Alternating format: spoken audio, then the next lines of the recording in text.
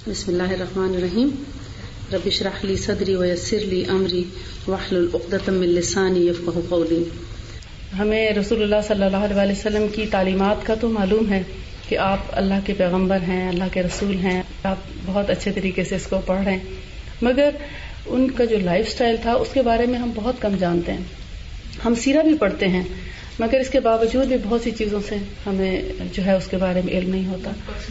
جو خاص طور پر جو ان کی پرسنل لائف ہے، ان کے دن کا آغاز کیسے ہوتا ہے، مختصراً دن بھر میں وہ کیا کرتے ہیں اپنے گھر میں اور گھر سے باہر جاتے ہیں، اور مطلب سارا کچھ ان کا جو دن بھر کے ہمارے ایک روزانہ کے معمولات کے جو کام ہوتے ہیں، اور رات تک ان کی کیا مصروفیات رہتی ہیں اور اس میں وہ کیا عمل کرتے ہیں.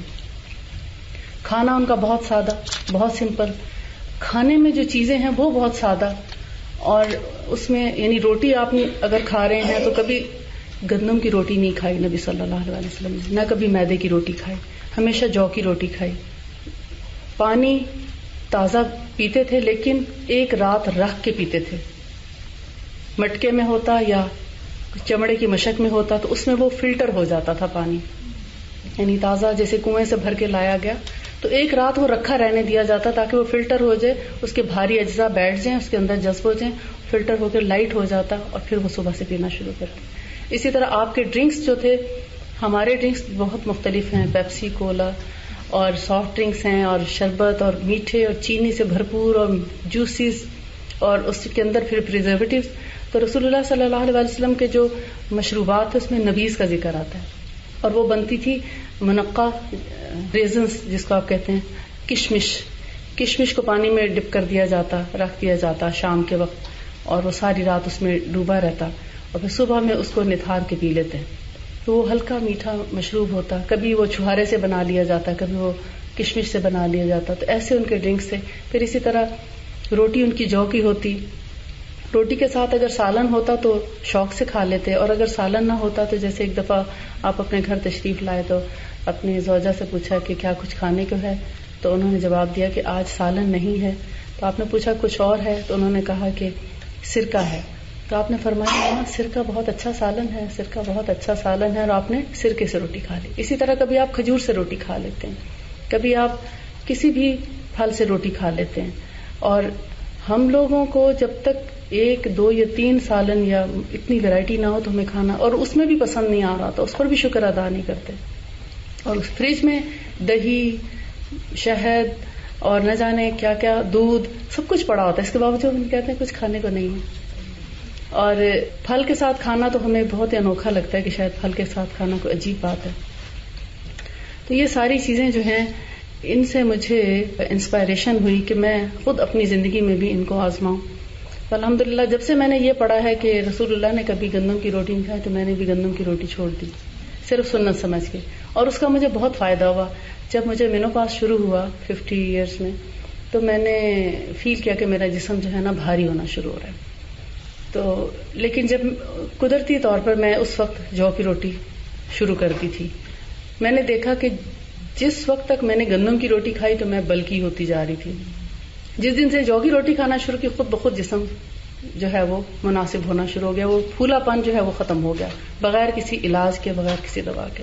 اسی طرح کچھ اور چیزیں ہیں، جیسے سرکے کے بارے میں رسول اللہ صلی اللہ علیہ وسلم نے فرمایا کہ بہت اچھا سالن. نہیں صرف سالن ہی نہیں، اس میں اور بھی بے شمار فائدے ہیں. اس وقت ان سب چیزوں پر ریسرچ ہو چکی ہے، سائنس نے بہت ریسرچ کی ہے، اور اس سے پتہ چلتا ہے کہ سرکہ جو ہے وہ اپنے اندر بہت زبردست کوالٹیز رکھتا ہے.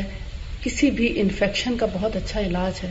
جیسے پاؤں کے نیلز ہیں، نیلز میں جیسے انگروئنگز وہ جو انفیکشن ہو جاتے ہیں، اور ایسے پس اور پھوڑے جن کو ٹھیک کرنا کسی بھی اینٹی بایوٹک سے ممکن نہیں ہوتا، تو اس کو اگر آپ سرکے کی پٹی لگا دیں تو وہ انفیکشن 2 سے 3 مرتبہ کے استعمال سے وہ ریموو ہو جاتا ہے. وہ ناخن ایک دم سے اس کی سویلنگ اتر جاتی. ورموں کے لیے بہت اچھا ہے. معدے کے اندر السر ہیں، آنتوں میں سویلنگ ہے، السر ہے، السریشن ہے، ٹاکسنز ہیں. جیسے کچن کا جو ڈرین ہوتا ہے اس میں آپ دیکھتے ہیں جب کبھی ہم گوشت دھوتے ہیں یا کوئی سالن والے برتن ہیں، چکنائی دھلتی ہے، آہستہ آہستہ وہ بلاک ہو جاتا ہے. بالکل اسی طرح ہمارا بھی جو سسٹم ہے کھانے پینے کا، جب ہم رنگ برنگی چیزیں، کبھی تلی ہوئی چیز کھاتے ہیں، اوپر سے ٹھنڈا جوس پی رہے ہوتے ہیں، کھانا کھاتے ہیں ساتھ ٹھنڈا پانی پیتے ہیں، تو اس بے احتیاطی سے ہمارے بھی بعض اوقات آپ دیکھیں قبض ہو جاتی ہے، اندر سے بلاکیج ہونے لگتی ہے، اور پھر بعض اوقات پتہ چلتا ہے کہ فنگس ہو گئی اندر، یا بہت سے چیزیں جو ہم اندر جا کے جم جاتی ہیں، اس سے اوبیسٹی بھی شروع ہو جاتی ہے، اس سے اور بھی کئی پرابلم شروع ہو جاتے ہیں. تو ان سب چیزوں کا حل سرکے کے اندر موجود ہے. آپ اپنے ٹاکسنس کو ریموو کرنے کے لیے، ابھی تو امریکہ میں اس کے اوپر بہت ریسرچ ہوئی ہے، جرمنی میں، یو کے میں، کہ سرکہ جو ہے باڈی کو ڈیٹاکس کرنے کے لیے بڑی اچھی دوا ہے. اور یہ سرکہ وائٹ سرکہ نہیں ہے خدا نخواستہ. سفید سرکہ تو بیسیکلی کلینر ہے، یعنی پھل اگر آپ نے دھونے ہیں یا سبزی دھونی ہے، آپ کے ہاں عام طور پر دیکھیں باہر کے ملکوں میں پھلوں کے اوپر ویکس لگی ہوئی آتی ہے. اس ویکس کے ساتھ پھل کبھی چھلکے کے ساتھ نہیں کھانا چاہیے. اس ویکس کو اتارنے کا سب سے اچھا سورس سرکہ ہے. سرکے اور پانی کو ملا کے اس کے اندر تھوڑی دیر ڈپ کر دیں اور اس کو اچھے طریقے سے صاف کریں تو ویکس اتر جاتی ہے. پھر آپ وہ پھل چھلکے کے ساتھ کھا سکتے ہیں. ادروائز وہ ویکس والا پھل جب آپ کھائیں گے تو اس کے اپنا نقصان دہ اثرات ہوتے ہیں. تو جیسے ہماری باڈی کو ڈیٹاکس کرتا ہے سرکہ، یعنی انر سائڈ سے، ایسے ہی آؤٹ سائڈ سے ہماری اسکن کے لیے بھی بہت اچھا ہے. سر میں اگر جوئیں ہیں تو اس کو اگر آپ سرکہ اور شہد ملا کر سر میں لگائے، ڈینڈرف بھی ختم ہو جاتا ہے اور اس کے ساتھ جوئیں بھی ختم ہو جاتی ہیں، بال بھی بڑے خوبصورت اور لمبے اور چمکدار ہو جاتے ہیں. اسی طرح منہ کے اندر اگر پائیوریا ہے، دانتوں میں پس پڑ رہی ہے اور مسوڑوں میں، یا کوئی بھی انفیکشن ایسا جو آپ سمجھتے ہیں انفلیمیشن اور انفیکشن مکس ہو جہاں پر، وہاں سرکہ اپلائی کریں ڈائریکٹ. یہ انگوری سرکہ بیسیکلی جو رسول اللہ صلی اللہ علیہ وسلم نے فرمایا کہ بہترین سالن ہے، یہ وہی سرکہ ہے جس کے اندر سٹرک ایسڈ نہ ہو. جس سرکے میں سٹرک ایسڈ پایا جائے اس کا استعمال نہ کریں، اور خاص طور پر تحقیق کر کے لیں کہ کہیں اس کے اندر سٹرک ایسڈ تو نہیں. جو مینول طریقے سے بنا ہوا سرکہ ہے، جو ہمیشہ سے بنا چلا آ رہا ہے، وہی سرکہ استعمال کریں اور انگوری کریں. ایپل سائڈر ونیگر سے رسول اللہ کی سنت کو ذرا اس میں ابہام پیدا کرنے کی کوشش کی گئی ہے. ایپل سائڈر ونیگر کی بجائے اگر آپ گریپ ونیگر استعمال کریں اور وہ بھی وداؤٹ سٹرک ایسڈ تو وہ آپ کے لیے بہت ہی فائدہ مند ثابت ہو سکتا ہے، ورنہ الٹا اثر ہو سکتا ہے. اور اسی طرح جو سے جو رسول اللہ صلی اللہ علیہ وسلم نے فرمایا، آپ روٹی کھاتے تھے، کوئی بیمار اگر ہو جاتا تو اس کو ریکمینڈ کرتے تھے تلبینہ. حضرت عائشہ رضی اللہ تعالیٰ عنہ فرماتی ہے کہ ہمارے گھر میں اگر کوئی مریض ہوتا، کوئی بیمار ہو جاتا تو آپ صلی اللہ علیہ وسلم تلبینہ بنانے کا حکم دیتے. ہمارے گھر جو کی ہانڈی چڑھ جاتی، اور جب تک کہ دو رخ سامنے نہ آ جاتے، یا موت یا شفا، یعنی یا تو مریض اچھا ہو جاتا یا پھر اگر اللہ کو پیارا ہونا تو پیارا ہو، یعنی مرتے دم تک تلبینہ کی تاکید کرتے. تلبینہ بھی جو سے بنتا ہے اور یہ ہول بارلے سے بنتا ہے.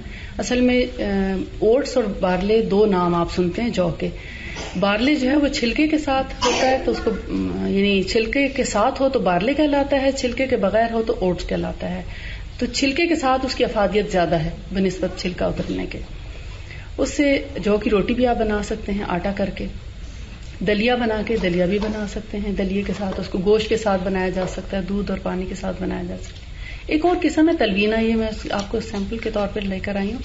یہ ایک اس کے بنانے کا طریقہ تھوڑا مختلف ہے. یعنی آپ دیکھیں کہ یہ دانے دار بھی ہے، نہ اس کو بہت زیادہ پکانا پڑتا ہے اور نہ ہی اس کو بہت زیادہ جو ہے یعنی زیادہ کوکنگ. دلیا جو ہے نا اس میں کوکنگ بہت زیادہ ہے، بہت زیادہ آگ پہ رہ کے اس کی نیوٹریشن ویلیو تھوڑی کم ہو جاتی ہے. اس کو 10 سے 15 منٹ کے لیے اگر پکائیں، یہ یعنی جو مسنون طریقہ جو اس وقت بھی مدینہ اور سعودیہ میں رائج ہے، اس کو نمکین بھی بناتے ہیں گرم پانی کے ساتھ، یخنی کے ساتھ، اور اس کو دودھ کے ساتھ بنایا جاتا ہے. مریض کو دونوں طرح سے دیا جاتا ہے. زیادہ تر جو آتا ہے حدیث میں اس کا ذکر کہ دودھ اور پانی مکس کر کے اس کو اس کے اندر ملا لیا جائے. یعنی فرض کریں آدھا گلاس پانی اور آدھا گلاس دودھ، ٹوٹل 1 گلاس ہو گیا.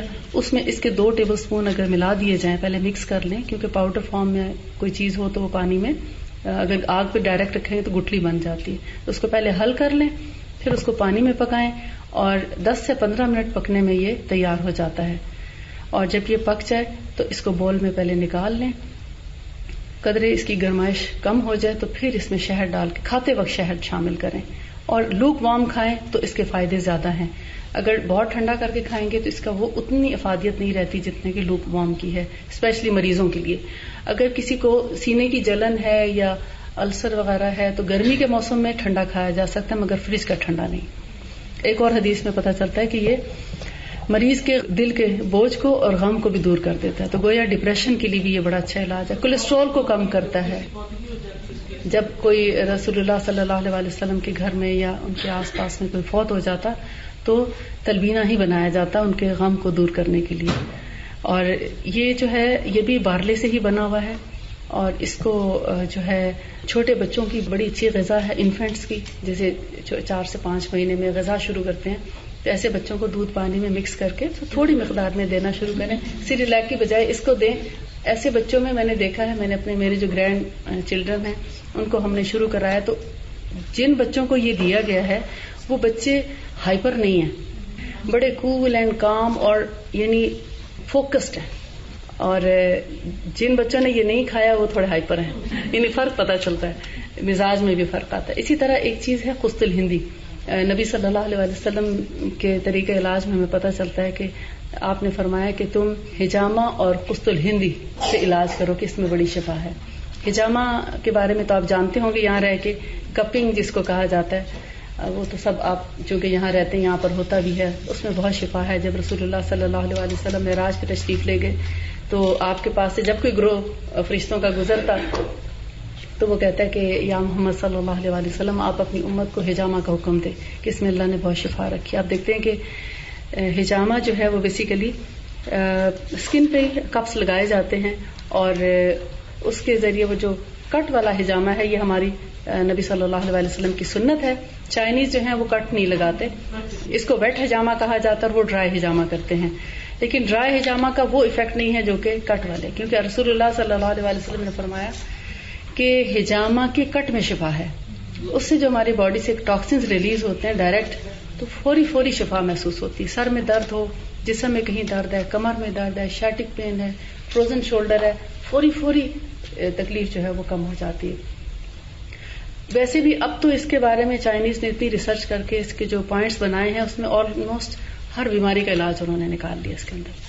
اوکے, السلام علیکم ورحمۃ اللہ وبرکاتہ.